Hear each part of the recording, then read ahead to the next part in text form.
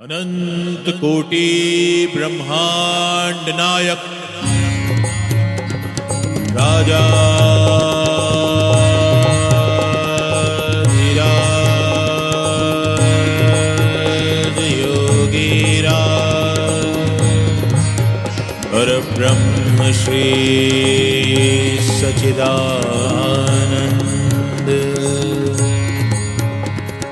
सद्गुरु श्री साईनाथ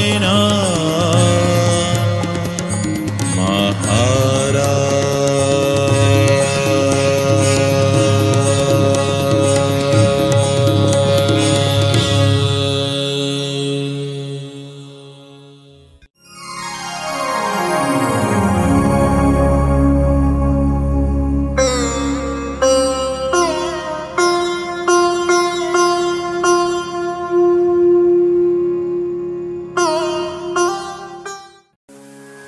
जब हम साईं से करुणा की इच्छा रखते हैं कि वो ना सिर्फ हमारे हाल पर दया करें बल्कि हमको उस परिस्थिति से निकालें, तो क्यों हम स्वयं उनकी करुणा के कुछ अंश अपने अंदर समाहित नहीं कर लेते। Compassion, not just pity.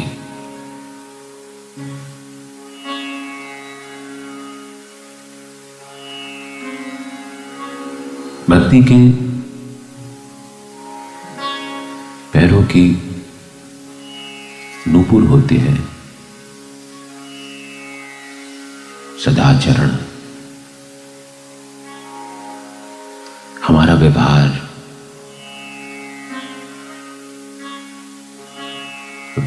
में भी हार है। हमारी दुष्प्रवृत्तियों का हम ऐसा व्यय करें, उनको एक्सपेंड ऐसे करें कि वो हार जाए।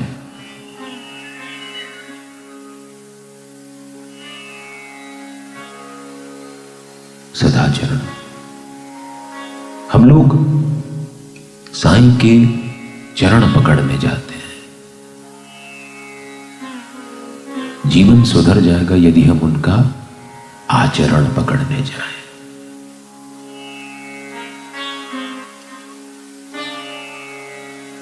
We pay obeisance to him just because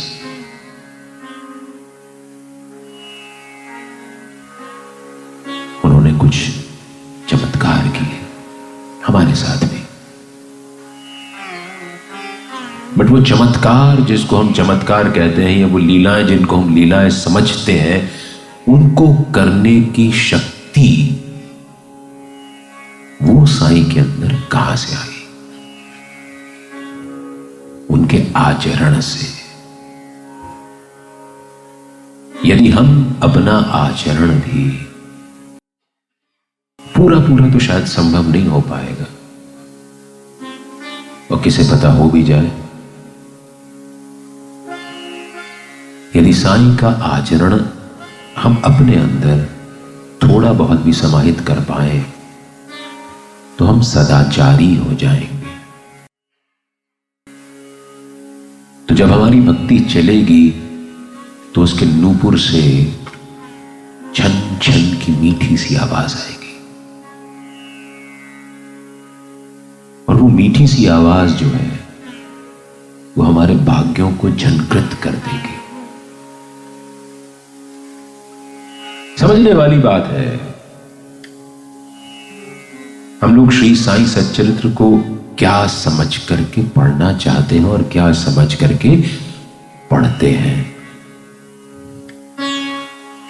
पढ़ने की खातिर मत पढ़िए प्लीज, समझने की कोशिश करिए। और बहुत गहराइयों में जाने की जरूरत नहीं है। साईं तो आपको उथले पानी में भी मोती दे देंगे। कोशिश तो कीजिए। कभी अंदर डुबकी डुबकी तो लगाइए। ये मेरा वादा है, आप खाली हाथ लौट करके कभी नहीं आएंगे। लेकिन ईमानदार कोशिश जरूर होनी चाहिए। भक्ति माता के हाथ के कंगन होते हैं,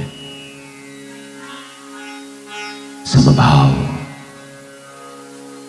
सबके प्रति एक सा भाव रखो।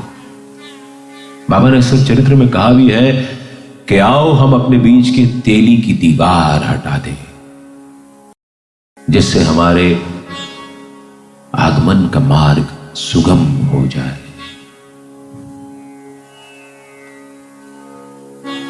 तेली की दीवार, ऐसी अदृश्य दीवार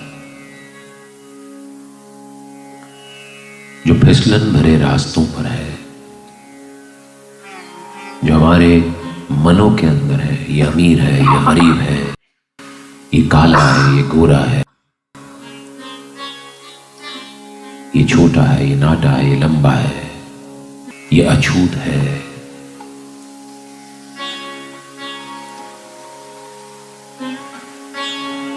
कोई अछूत नहीं होता। ये जिसको हम लोग अछूत कहते हैं, वो भी हमारी तरह हाड़ मांस का इंसान है। उसके शरीर में भी कोई 212 हड्डियां होंगी, कोई 5.5 लीटर खून होगा। His or her brain would have around 2 million cells in the brain. सब कुछ वही होता है। एक दिल होता है जिसमें 2 ऑरिकल और 2 वेंट्रिकल होते हैं।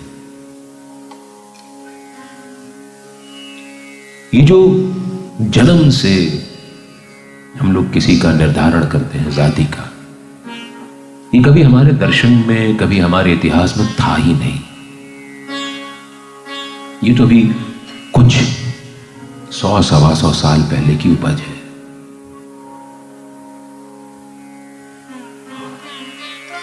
जिनको हम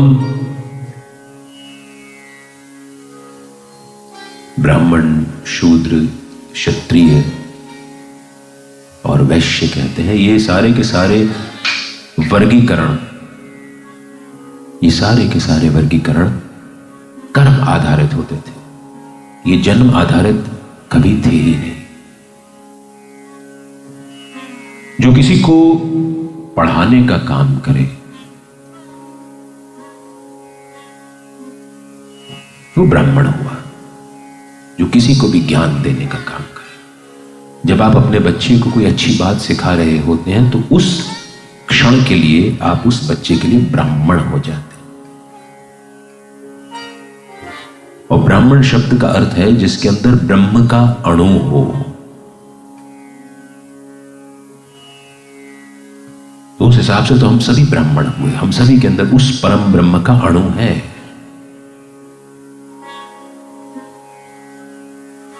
क्षत्रिय वो जो किसी की रक्षा करे, वो क्षत्रिय हुआ। जो धनोपार्जन करे, जो धन कमाए, वो वैश्य हुआ। उस लिहाज से हम लोग सभी कभी न कभी वैश्य हो जाते। और जो काम करे, जो एक्चुअल फिजिकल लेबर करे, वो शूद्र कहलाया। उस लिहाज से जब हम अपने खाना खाने के बाद अपनी प्लेटें उठाते हैं या अपन स्वयं हम जाकर के उन प्लेटों को धो लेते हैं, ये फॉर दैट मैटर जब सवेरे हम अपना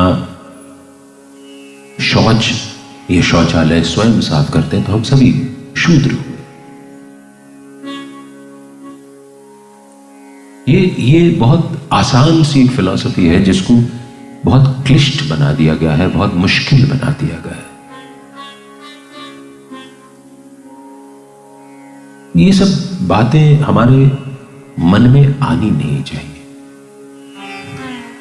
ये जो चीजें हमको बांटती हैं और जितना हमको बांटेंगी उतना हमको कमजोर करेंगी,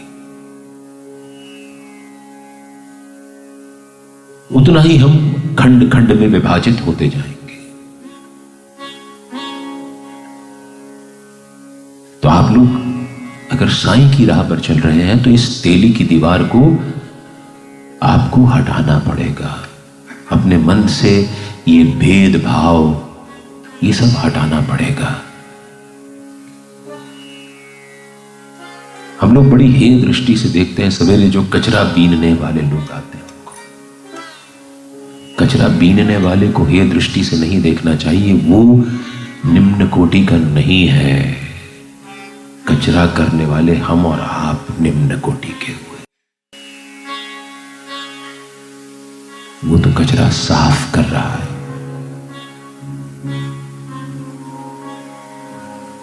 निम्न कोटि का तो वो हुआ जो कचरा कर रहा है।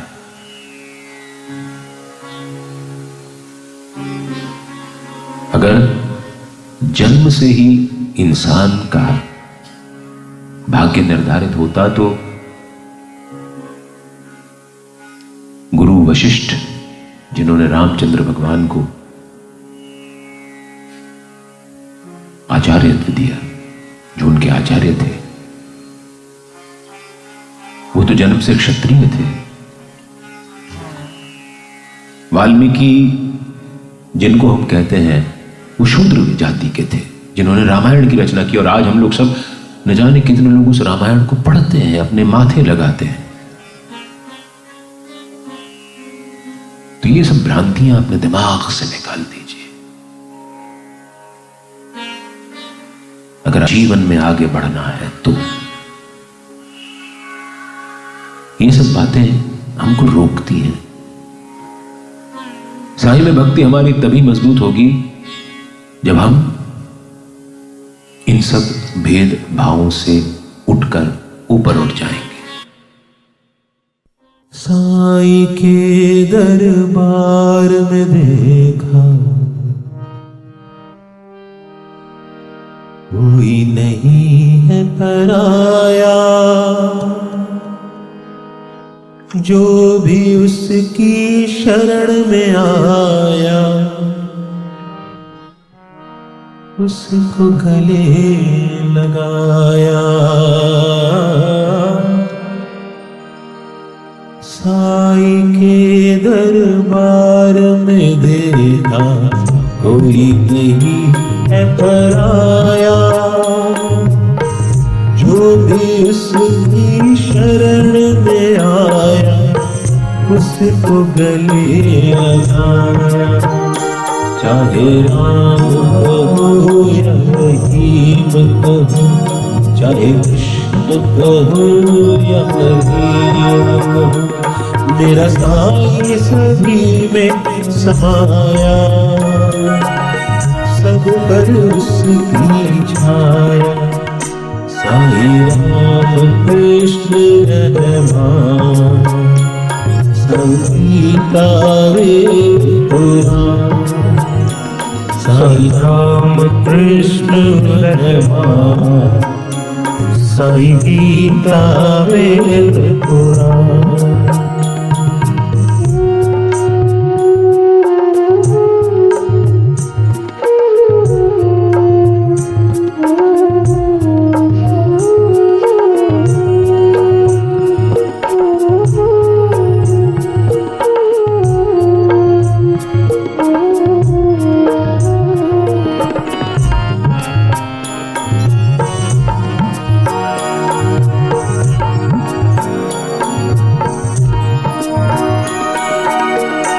दुनिया में सच्चे मन से जिसने साईं को गाया,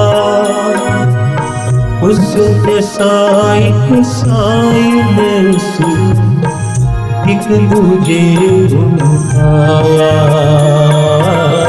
इस दुनिया में सच्चे मन से जिसने साईं को गाया, उसने साई को साई ने उसको एक दूजे को पाया। चाहे संत कहो या फकीर कहो, चाहे नानक ईस कबीर कहो, मेरा साई सभी में समाया। सब पर उसकी छाया। साई राम कृष्ण रहमान, साई गावे पुराण। साई राम कृष्ण रहमान, साई गीता वेद पुराण। साई राम कृष्ण रहमान, साई गीता वेद पुराण।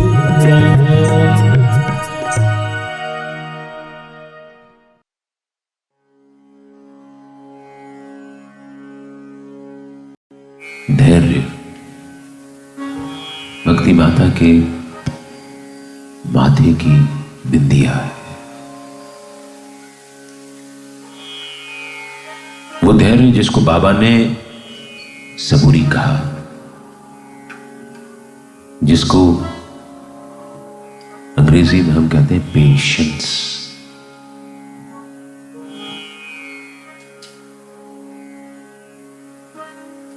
लोग अक्सर सवाल पूछते हैं कि ये श्रद्धा और सबूरी क्या है।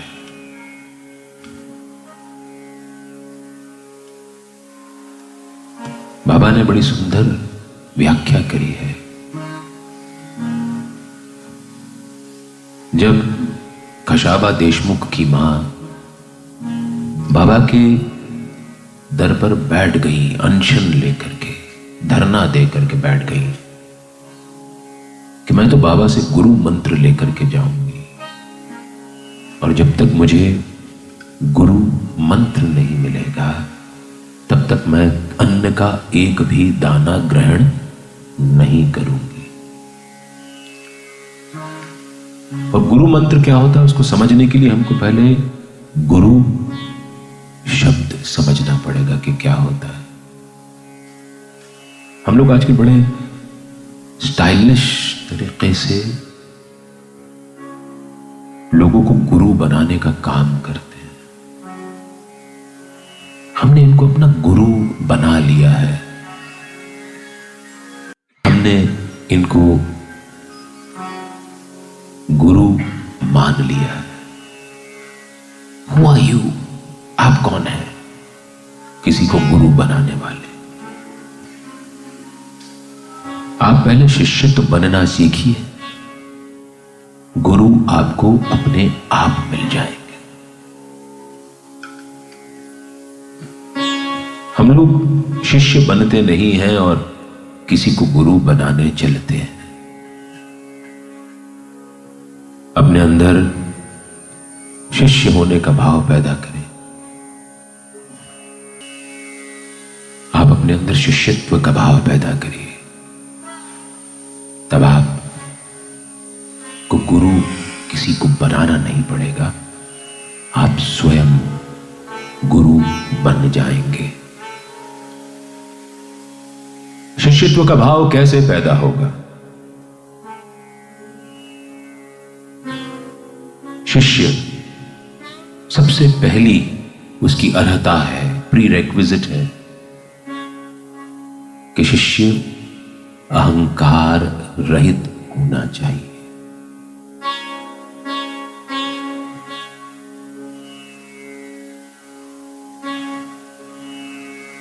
ईगोलेस।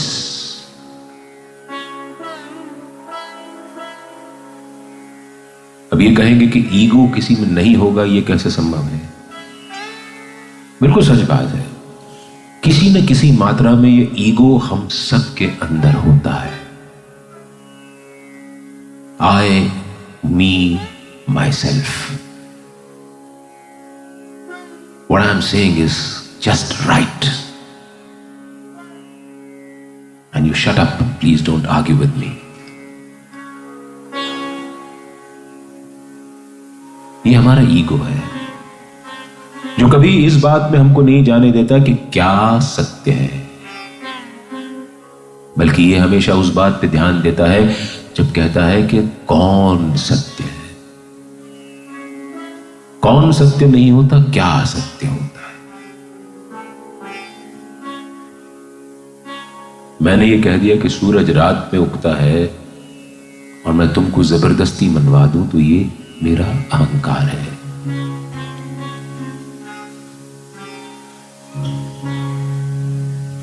लेकिन सूरज के उगते ही दिन उगता है, ये सत्य है। बस यही हमको मानना पड़ेगा कि हम कहीं ना कहीं कम हैं और सत्य की राह पर चलना है तो अहंकार का त्याग करना पड़ेगा। दूसरा, शिष्य में बिना शर्त समर्पण का भाव होना चाहिए। कि तुमने मेरा ये काम कर दिया तो मैं तुम्हारा शिष्य बन जाऊंगा।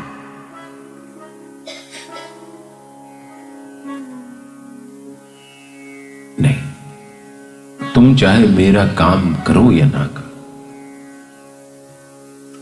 मैं तुम्हारी शरण में हूं। और साईं को जब हम ये निवेदन करते हैं कि तुम हमें अपनी शरण में रख लो, तो हमें उसके साथ कोई कंडीशंस अटैच्ड नहीं करनी चाहिए। I surrender to you with an asterisk sign on the top in superscript. ऊपर एक छोटा सा बिंदु नहीं बना रहता जो टर्म्स एंड कंडीशंस अप्लाई, वो नहीं होना चाहिए। साईं के साथ जब बात करूं तो बिल्कुल सीधी बात करूं। शरण में रख लो साईं,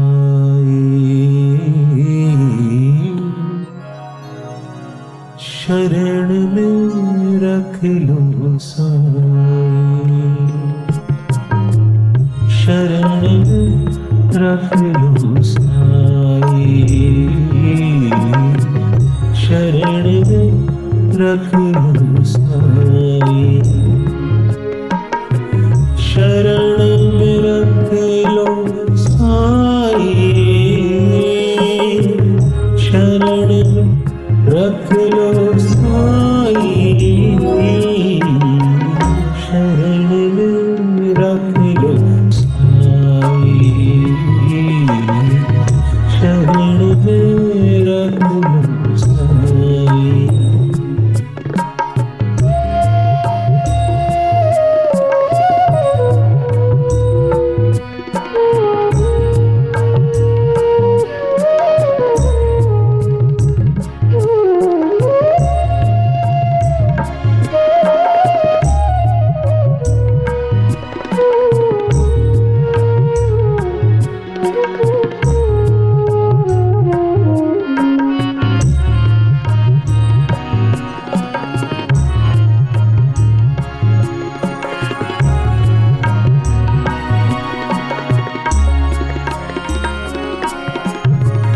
कण कण में साईं तेरा वास, तेरी कृपा से चलती है सांस। कण कण में साईं तेरा वास, तेरी कृपा से चलती है सांस। करुणा निधान साईं अंतर्यामी, वही जगत पति जगत के स्वामी। तू चाहे तो कर दे पर बुराई, शरण रख लो साईं, शरण रख लो साईं।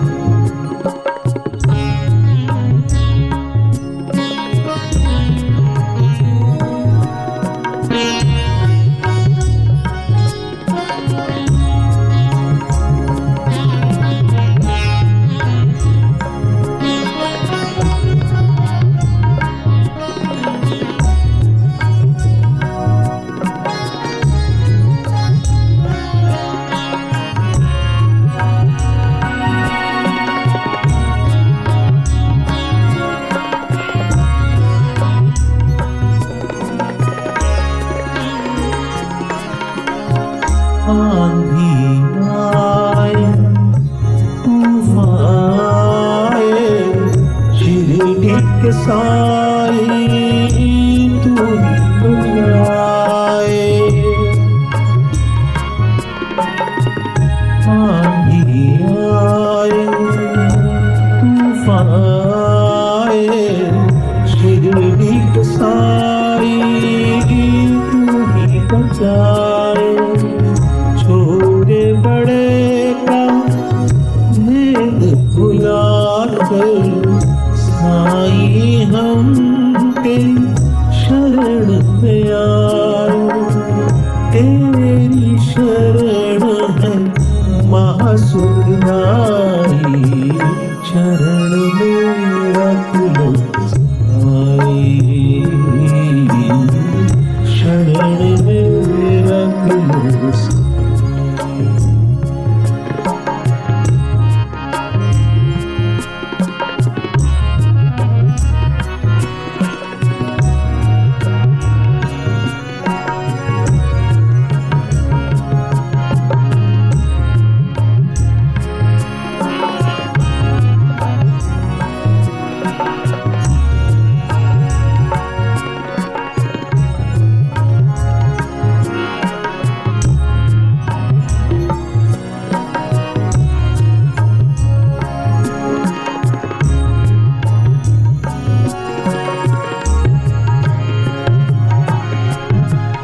बड़ा कठिन मुश्किल पाया व्यर्थ में जीवन तू बिताया। बड़ा कठिन मुश्किल पाया व्यर्थ में जीवन को बिताया। साचा जब लागे पराया ठग कर तेरी मैं शरण में आया। तू है सबसे बड़ा रघुराई शरण में रख लो साई शरण में रख लो साई शरण में रख लो साई शरण में रख लो साई शरण में रख लो साई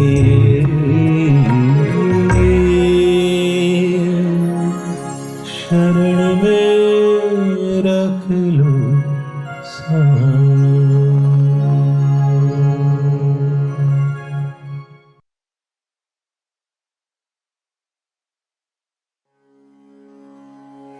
नाथ महाराज की जय। तो अशर्त समर्पण शरणागत हो जाना, फिर जो तू करे वो हमें मंजूर है, क्योंकि हमें यकीन है कि तू जो करेगा वो सदैव मेरे हित का होगा।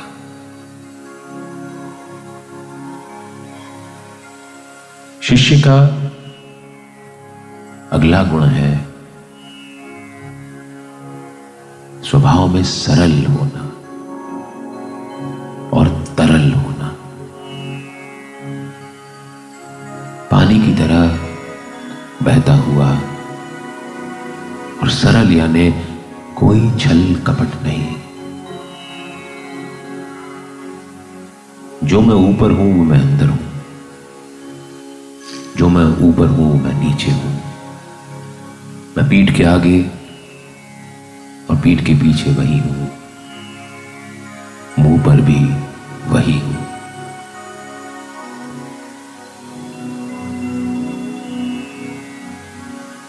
अगला, शिष्य किसी का नुकसान करने की मंशा ना रखे। मित्र वत भाव रखे या ना रखे, लेकिन अदावत का, वैमनस्यता का कोई भाव ना रखे। शिष्य गुरु पर अपना अधिकार ना जमाए।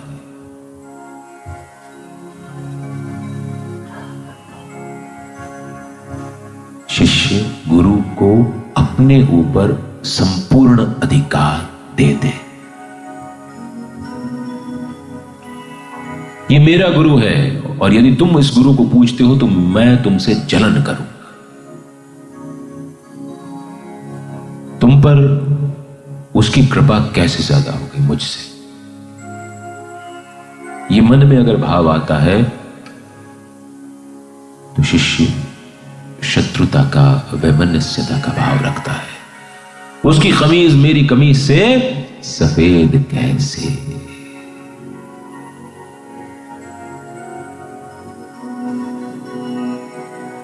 ये नहीं होना चाहिए। शिष्य सदैव गुरु की आज्ञा मानने वाला होना चाहिए।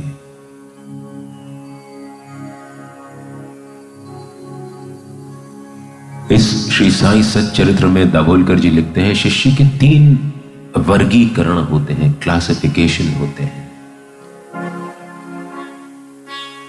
निम्न कोटि का शिष्य, मध्यम कोटि का शिष्य, उच्च कोटि का शिष्य।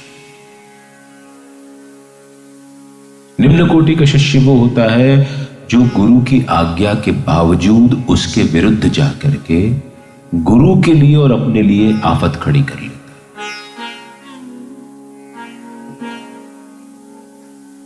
मध्यम कोटि का शिष्य वो होता है जो गुरु की आज्ञा पाने का इंतजार करता है और उसके बाद अपना कर्म करता है। और उच्च कोटि का शिष्य वो होता है जो गुरु की आज्ञा सुनने का इंतजार किए बिना उसकी मंशा जान करके उसकी इच्छा के अनुरूप अपना कर्म रखता है। शिष्य तीनों हुए, तीनों की कोटियां अलग अलग हो गई। The classes are different.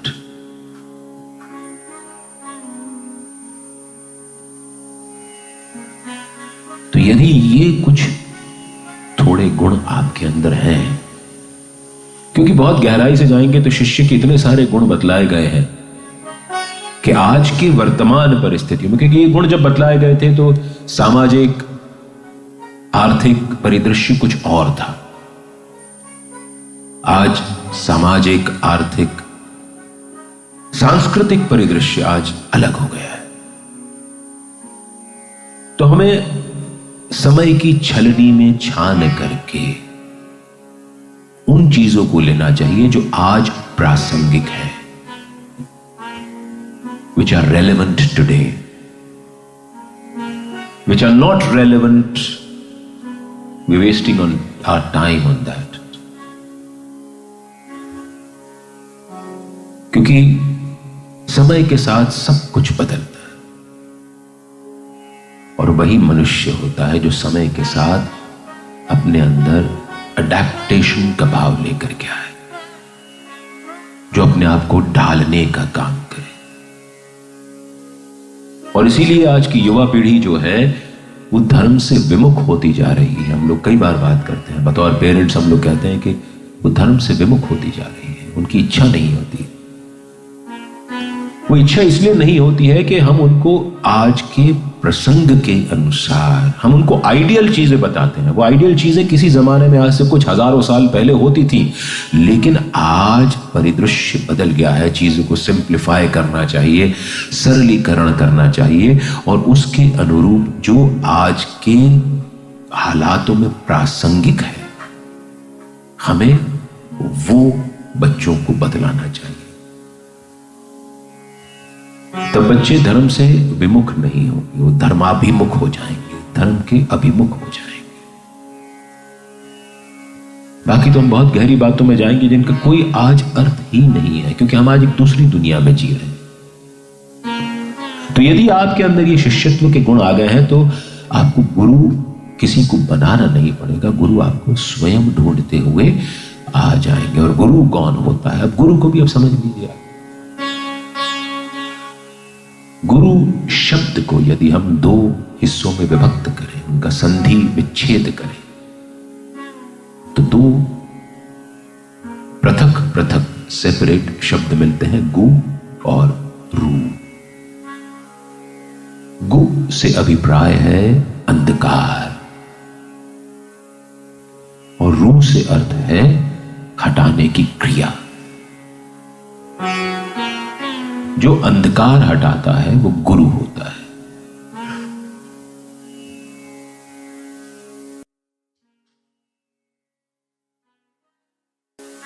और गुरु से हम जब दीक्षा प्राप्त करते हैं तो दीक्षा का अर्थ भी अलग होता है। दी यानी दाग, धब्बे, और क्ष यानी क्षय करने की क्रिया, हटाने की क्रिया। दाग हटाने की क्रिया यानी दीक्षा। गुरु जो हमें अंधेरे से प्रकाश की ओर ले जाए, तमसो मां ज्योतिर्गमय मृत्युर्मा अमृतम गमया। और दीक्षा यानी जो हमारे अंदर के दाग धब्बे हटाने की क्रिया करे। और तब तक हमें कोई गुरु नहीं मिल सकता और उससे दीक्षा नहीं मिल सकती जब तक कि हमें इस बात का एहसास ना हो जाए कि हम आज कितने मैले हो गए। और मैले होने की अगर कोई लिटमस टेस्ट करना है, कोई अगर परीक्षण करना है, तो केवल इतना ही समझना पड़ेगा कि क्या हम अपनी सुविधा के अनुसार झूठ बोलते हैं, क्या हम कोई अपने फायदे के लिए ऐसा काम करते हैं जिससे किसी का नुकसान है, क्या हम किसी की निंदा करते हैं, क्या हम किसी के पीठ के पीछे षड्यंत्र करते हैं, क्या हम अपने फायदे के लिए किसी को नुकसान पहुंचाने से पीछे नहीं हटते हैं, क्या हम गलत बात में भी अपने आप को सही साबित करना चाहते हैं। ये छोटे छोटे कुछ सेल्फ टेस्ट किट है जिसको हम अपने अंदर ही अपने आप से पूछ करके इस बारे में जान सकते हैं कि हम मैले तो नहीं हो गए। मैली चादर ओढ़े के कैसे द्वार तुम्हारे आऊं,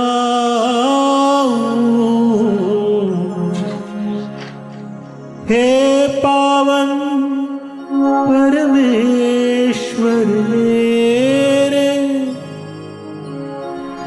हे पावन परमेश्वर मेरे, मन ही मन घबराऊं,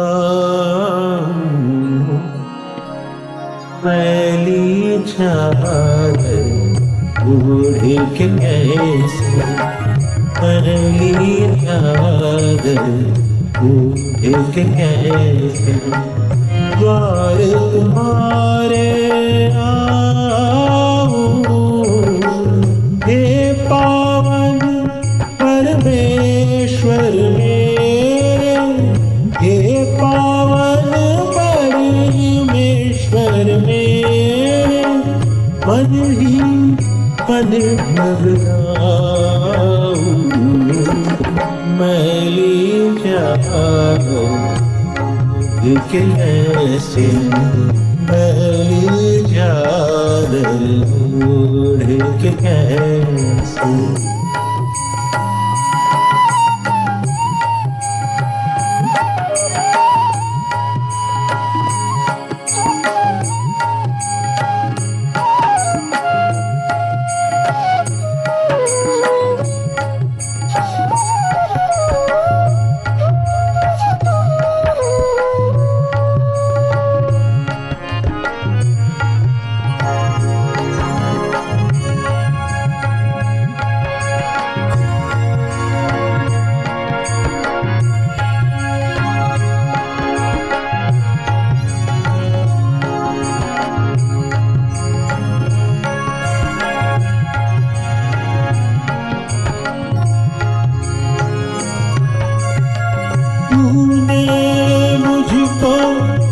जग में भेजा निर्मल दे करता आया।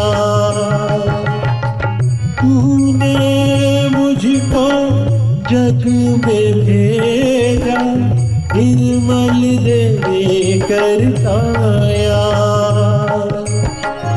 आकर इसके संसार में इसको दाग लगाया। आकर इस संसार में इसको दाग लगाया। जन्म जन्म की मैली चादर, जन्म जन्म की मैली चादर, अब क्या दाग मैली चादर बूढ़ी के कैसे, मैली चादर बूढ़ी के कैसे।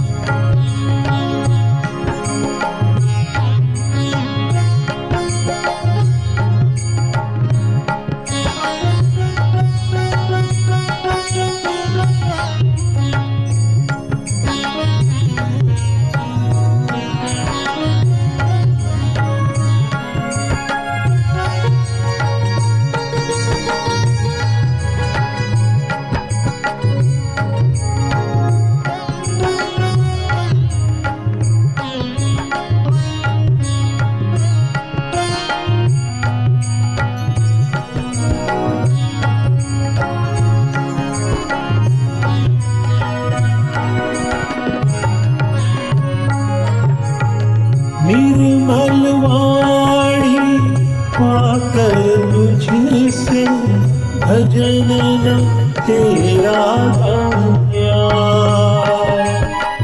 निर्मल वाणी पाकर तुझसे भजन न तेरा गाया।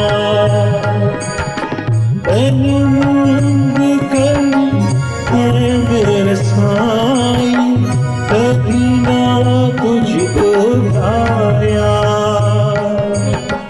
मैंने मूंग के मेरे साई कभी ना तुझको गाया।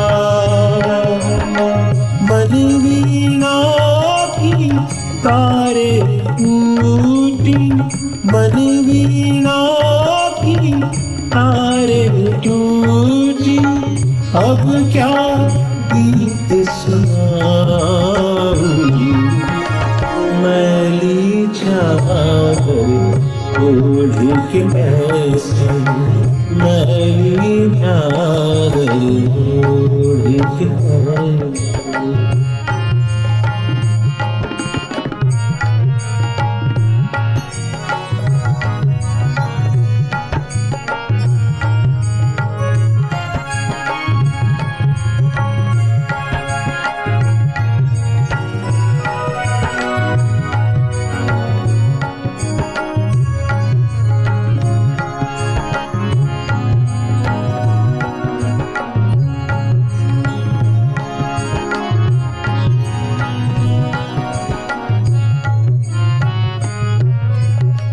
इन पैरों से चल कर तेरे द्वार कभी ना आया। इन पैरों से चल कर तेरे द्वार कभी ना आया। जहाँ जहाँ हो हारना तेरी, शीश न कभी झुकाया। जहाँ जहाँ हो हारना तेरी, शीश न कभी झुकाया। ये मेरे साई मैं हार के आया। ये मेरे साई मैं हार के आया। अब क्या हार चढ़ा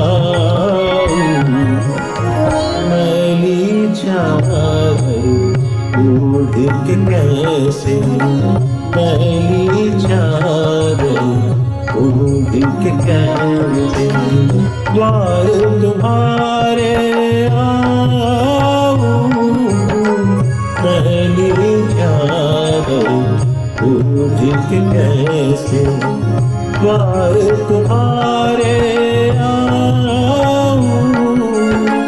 हे साईं परमेश्वर मेरे, हे साईं परमेश्वर मेरे, मन ही मन घबराऊं, पहली चादर ओढ़ के कैसे पहली चादर ओढ़ के कैसे पहली चादर ओढ़ के कैसे। तो गुरु की खोज नहीं करनी है, गुरु को अपने अंदर लाना है तो शिष्यत्व पैदा करना होगा। और कृपया कृपया प्लीज ये दंभ मत पालिए कि आप किसी को अपना गुरु बना सकते हैं। आप किसी को अपना गुरु कदापि कभी नहीं बना सकते।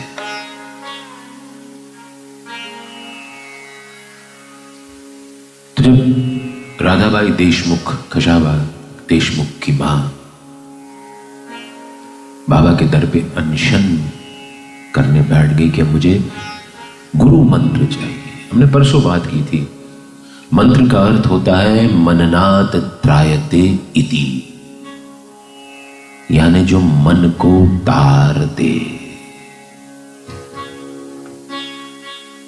वो मंत्र होता है। गायत्री गायतम त्रायते इति, यानी जिसको गाने मात्र से हम तर जाएं, हम किसी भी ऐसे शब्द को, शब्दों के जोड़ को अपना मंत्र मान सकते हैं, जिसको दोहराने से, स्मरण करने से हमारे मन को शांति मिलती। तो बैठ गई आकर के, मुझे गुरु मंत्र चाहिए। खाना पीना छोड़ के अनशन करने बैठ गई। कुछ दिन हो गए, श्यामा माधवराव देशपांडे जो कि स्कूल टीचर थे, बाबा के मित्रवत भक्त थे,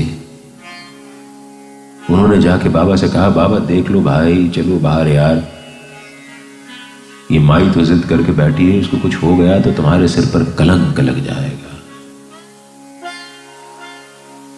बाबा ने कहा, श्यामा मेरी प्रणाली में गुरु मंत्र देने का कोई काम ही नहीं है, मैं उस माई को जाके क्या गुरु मंत्र दूंगा। श्यामा ने कहा, बाबा देखो तुम्हें ये सब बात मुझसे मत करो, चलो यार प्लीज बाहर चलो।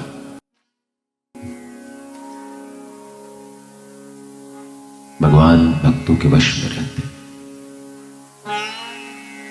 श्यामा के कहने पर बाबा बाहर आए,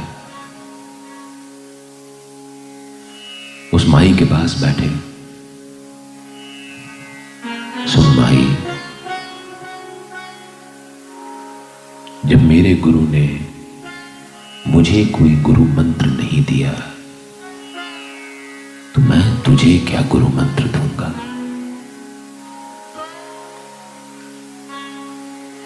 मेरे गुरु मुझसे बहुत प्रेम करते थे। जब मुझे उनके पास ले जाया गया तो सबसे पहले उन्होंने मुझे मूंड दिया। बाबा सांकेतिक भाषा में बात किया करते थे। ये हम में से किसी की भी इमेजिनेशन हो सकती है कि उनके गुरु ने वाकई में उनको मूंड दिया था, उनके सिर के बाल मूंड दिए थे, या बाबा ने सांकेतिक रूप से बात की।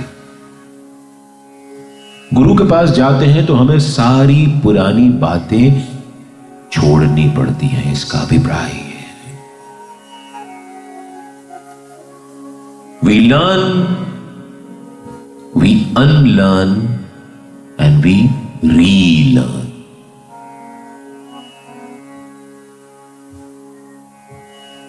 जब हम किसी गुरु की शरण में जाते हैं तो हमें पुराना अपना स्वभाव, पुरानी आदतें जिनके कारण हमको तकलीफ हो रही होती है, उनको त्यागना पड़ता है। वो गुरु हमारा मुंडन करता है, ये पुरानी चीजें, हमारी आदतें छुड़वाता है।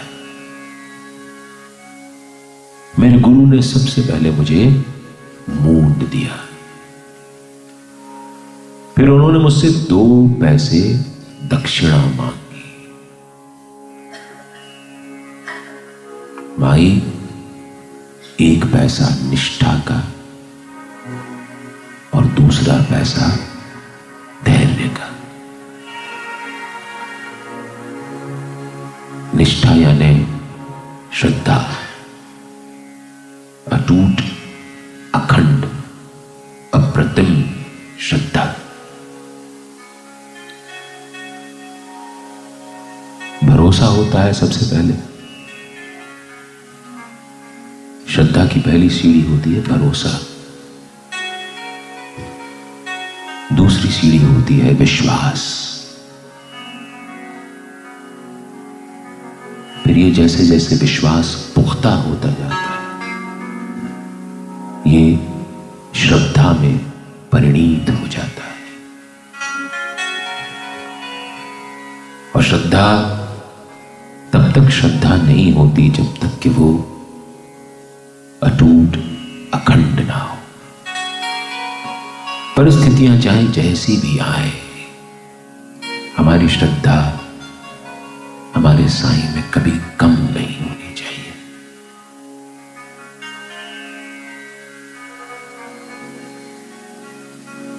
जब ऐसा लगे कि हमारी श्रद्धा टूट करके बिखर रही है, तब विचार करो कि हो सकता है ये हमारी श्रद्धा की परीक्षा हो। हमारा साईं हमको परख रहा हो सकता है इसके आगे साईं का प्रेम हमको मिल जाए।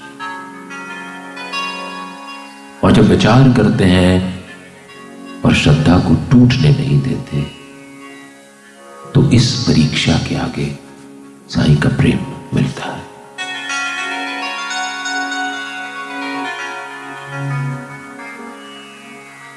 दूसरा पैसा धैर्य का, जिसको सबरी कहा बाबा ने। धैर्य वीरों का आभूषण होती है माई। कमजोर व्यक्ति के पास धैर्य नहीं होता। निष्ठा और धैर्य दोनों सगी बहनें हैं माई। निष्ठा के बिना धैर्य नहीं हो सकता और धैर्य के बिना निष्ठा नहीं पनप सकती। विकराल से विकराल परिस्थितियों में जो अपना धैर्य नहीं खोता, वो मुझे बहुत प्रिय होता है।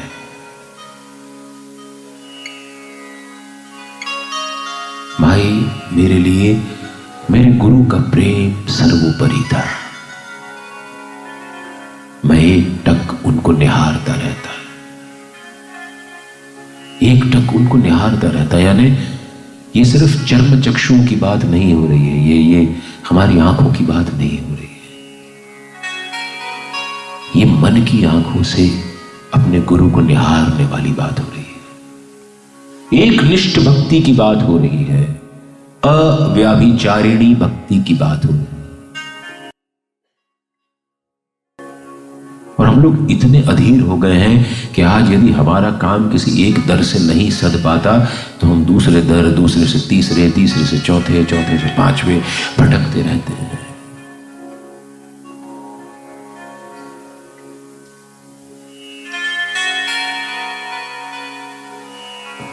धैर्य रखना होगा माई।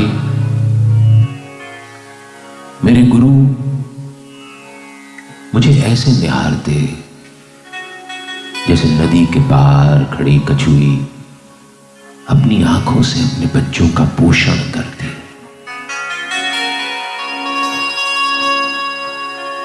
उनके सानिध्य में माई मुझे ध्यान नहीं रहता कि दिन है या रात है। उनको मैं देखता रहता, जो वो चाहते मैं करता। मैं सदैव उनकी शरण में रहता। माई, माई, मेरे गुरु ने मुझसे यही 2 पैसे लिए और यही 2 पैसे मैं तुझको अर्पित कर रहा हूं।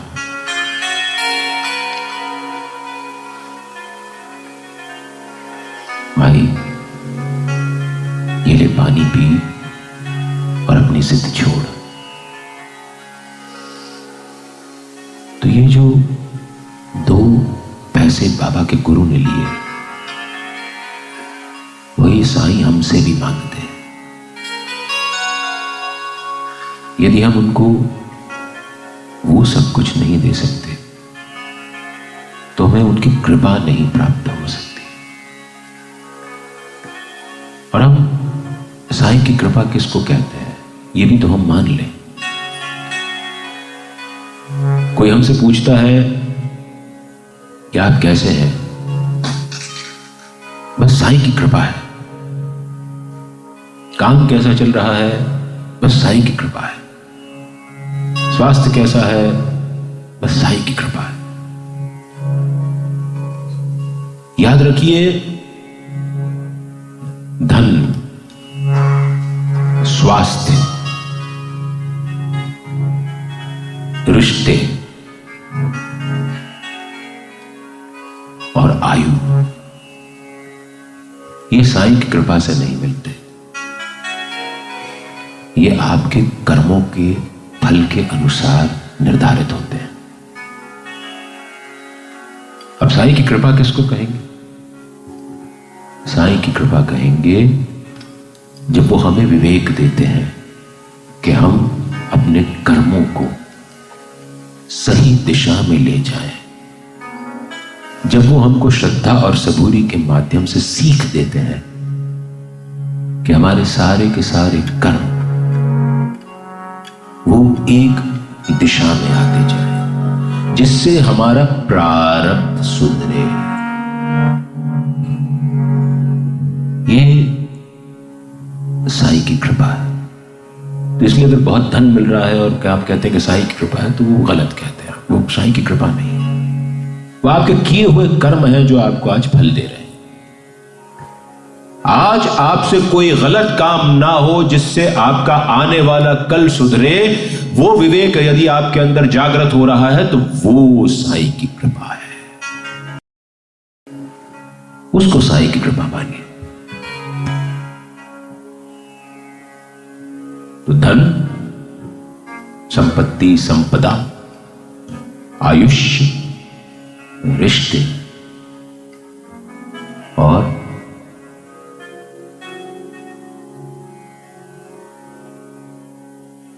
बताइए बताइए, सुन रहे थे ना सब लोग यहां पर? स्वास्थ्य, ये सब आपने कमाया हुआ है। तेरी कृपा ही मेरा सब कुछ हो मेरे सतगुरु साईं।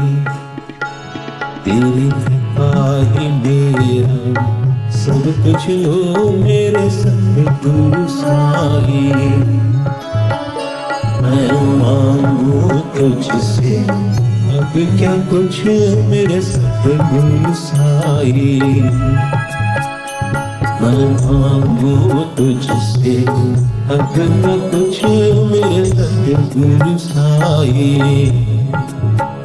तेरी कृपा ही मेरा सब कुछ हो मेरे सतगुरु साईं।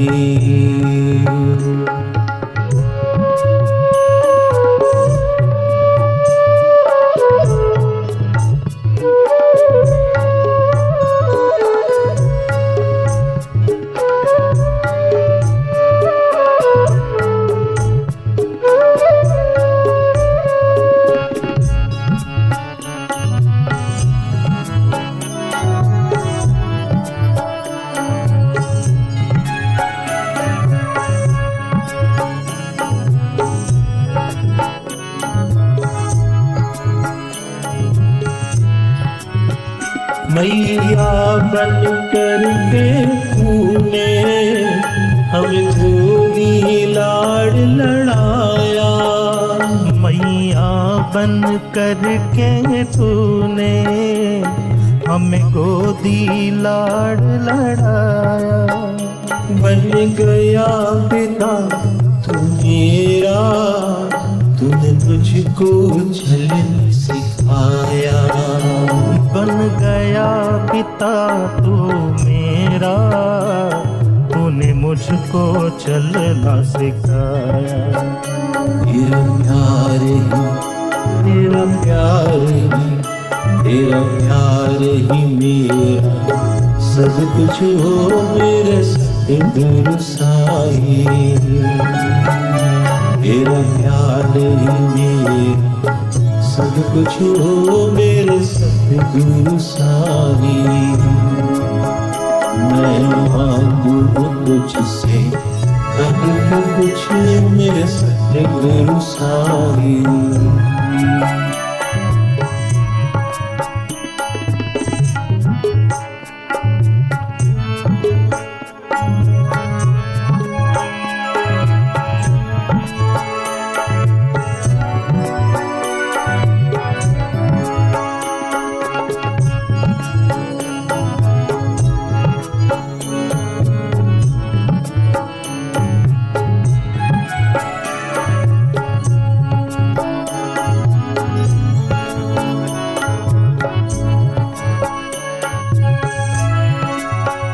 मैं किसी के द्वार क्यों जाऊं, बिन मांगे ही सब कुछ पाऊं। मैं किसी के दर क्यों जाऊं, बिन मांगे ही सब कुछ पाऊं। मैं किसी के द्वार क्यों जाऊं, मैं उनको एक टक निहारता रहता। आप व्यभिचारिणी ती। मैं किसी के दर क्यों जाऊं, बिन मांगे ही सब कुछ पाऊं। मैं किसी के दर क्यों जाऊं, बिन मांगे ही सब कुछ पाऊं। जब द्वार मिला तेरा साईं, मैं कहीं पे और क्यों जाऊं। जब द्वार मिला तेरा साईं, मैं कहीं पर और क्या जाऊं। तेरा द्वार ही, तेरा द्वार ही, तेरा द्वार ही मेरा सब कुछ हो मेरे सतगुरु साईं। तेरा द्वार ही मेरा सब कुछ हो मेरे सतगुरु साईं।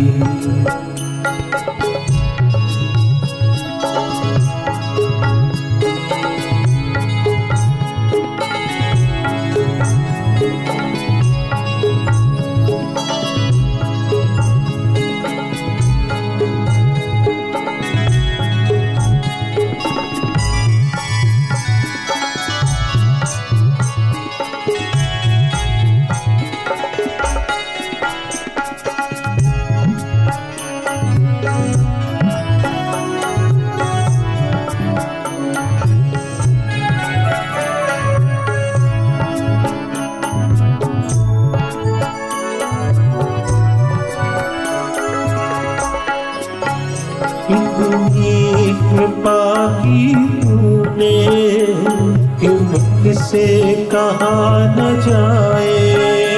इतनी कृपा की तूने कि मुख से कहा न जाए। जब जब भी याद करूं मेरा दिल ये भर आए। जब जब भी याद करो मेरा दिल ये भर आए। ये दास कहे, ये दास कहे, तेरा दास कहे क्या अब कुछ हो मेरे सतगुरु साईं। तेरा दास कहे क्या कुछ हो मेरे सतगुरु साईं, पाही मेरा सब कुछ हो मेरे सतगुरु साईं। मैं मांगू तुझसे अब क्या कुछ मेरे सतगुरु साईं, मेरे सतगुरु साईं, मेरे सतगुरु साईं, मेरे